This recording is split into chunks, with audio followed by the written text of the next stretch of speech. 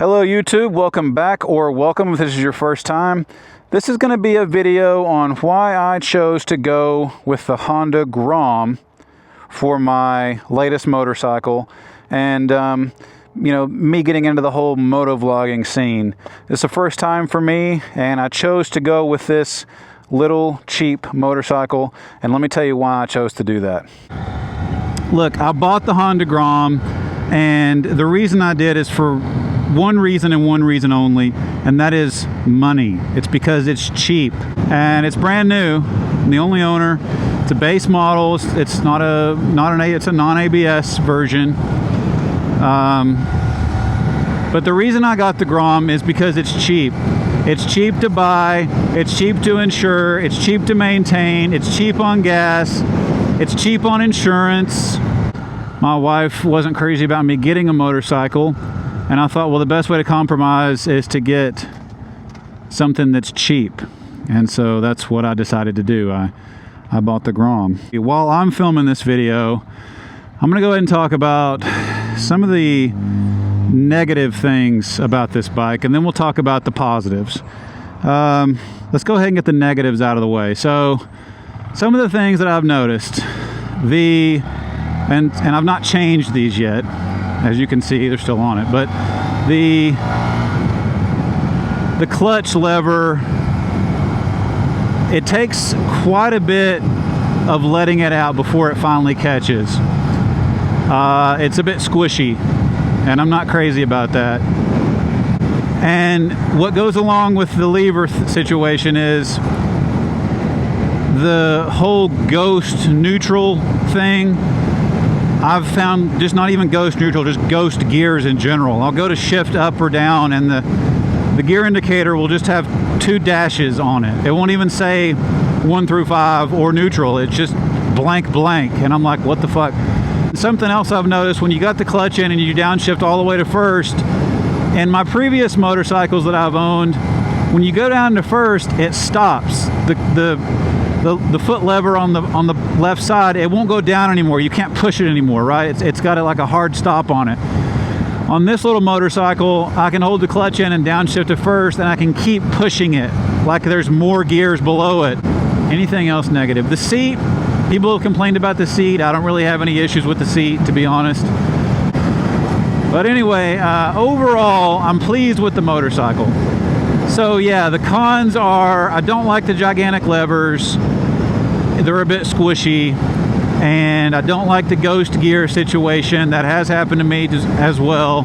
And I'm not crazy about when I downshift to first, I can keep downshifting, and it doesn't do anything. That's also a bit squishy. This is the first 125cc bike I've ever owned. I have owned a 135cc. It was a Benelli 135, and at the time, Honda hadn't redone their Grom yet. So at that time, Grom still only had 4 gears, and the Benelli had 5, and it had 10 extra cc's. And it was basically structurally the same. I fit on it quite well. I'm 6'3", 34-inch inseam, around 200 pounds, and I fit on the Benelli and the Grom both equally as well, you know, good. The bars, full tilt left or right, do not hit my legs. So if you're curious about that, if you're a taller guy like I am, there's not a lot of videos out there regarding tall guys and mini motos, but I do fit on this bike comfortably. I do find it quite comfortable, actually, surprisingly enough. Do I look ridiculous on it? Probably so, but anyway.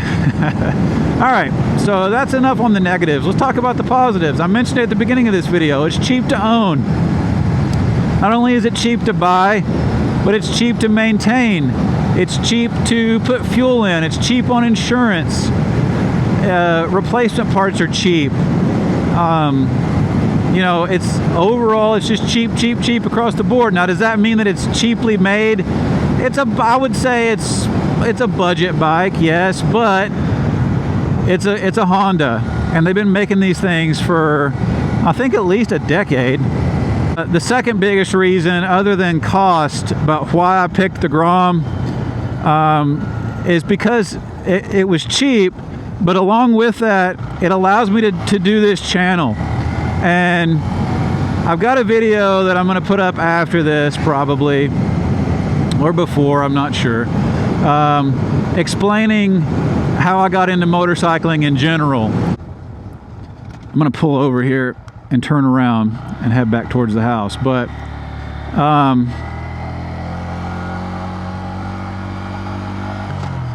yeah, this little bike, look, it's cheap, and it allows me to record moto vlogs. I gotta be honest, I was a little shocked at the fact that I'm only like 200 pounds, and I'm lucky to get 55 out of this thing. You know, on that little Benelli I had, I could get like 70 on it. I'm not going to get rid of this motorcycle like I have with all the other bikes I've ever owned. This is the 4th motorcycle I've ever owned, and well, unfortunately the other bikes, I'll have them for a couple of years, 2 or 3, 4 years or whatever.